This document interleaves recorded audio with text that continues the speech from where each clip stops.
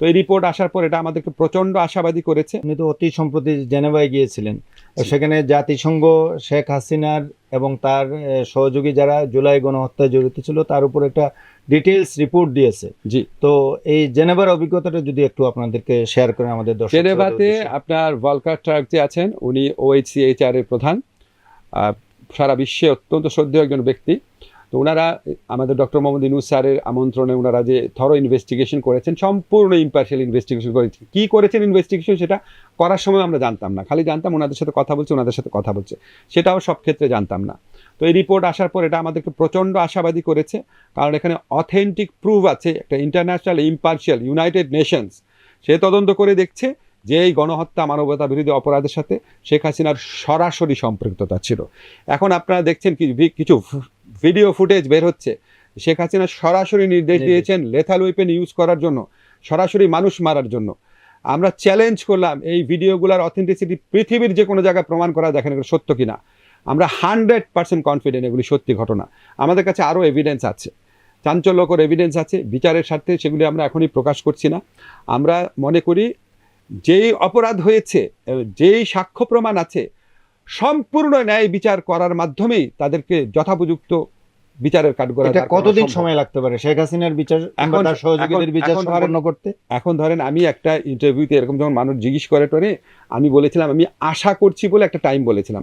তো স্বাভাবিকভাবেই আমাদের যে আন্তর্জাতিক অপরাধ আদালত আছে ওনারা এটা পছন্দ করে নাই, ওনারা বলেছে এই ধরনের কথা যেন আমাদের পক্ষ থেকে না বলা হয়।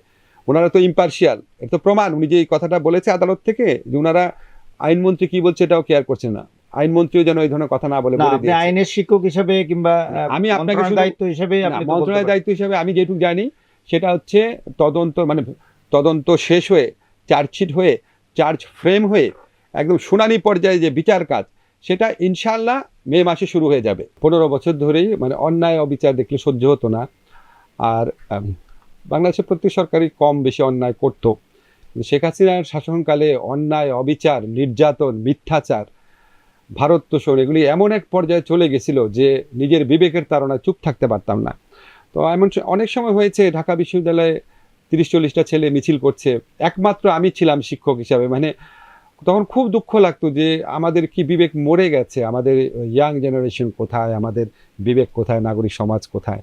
জুলাই গণ অভ্যুত্থানকালে যখন ছবিগুলো দেখি তখন মনে হয় যে আমার সেই দুঃখ চলে গেছে। আজকে একটু আগে আমরা একসাথে নামাজ পড়ছিলাম, আমি মামুন ভাই, হঠাৎ আমার মনে হলো যে আমি এই 1 বছর আগে ওটা অকল্পনীয় ছিল। তো এখানে আমাদের ভূমিকা নিয়ে বড় করে বলার কিছু নাই। সবচেয়ে বড় ভূমিকা হচ্ছে বাংলাদেশের জনগণের, বাংলাদেশের ছাত্র জনতার। আজকে আমরা নাহিদ, আসিফ, তারপর মাহফুজ, এদেরকে দেখি, আখতার, আমি এটা বলি এখন, বুঝছেন, যে এরকম নাহিদ, আসিফ, হাসনাত, হ্যাঁ, এই যে নামগুলো আমরা জানি, ওনারাই কিন্তু আপনার আন্দোলনের অগ্রণী মুখ, চেনা মুখ। কিন্তু ওনাদের মতোই, এমনকি কারণ কোনো কোনো ক্ষেত্রে ওনাদের চেয়েও বেশি, কোনো কোনো ক্ষেত্রে আমার চেয়েও শতগুণে বেশি অবদান রেখেছে সাধারণ নাম না জানা মানুষ, মরে গেছে, আমরা জানি না তাদের। তো প্রত্যেকটা মানুষ হিরোতে পরিণত হয়েছিল তখন।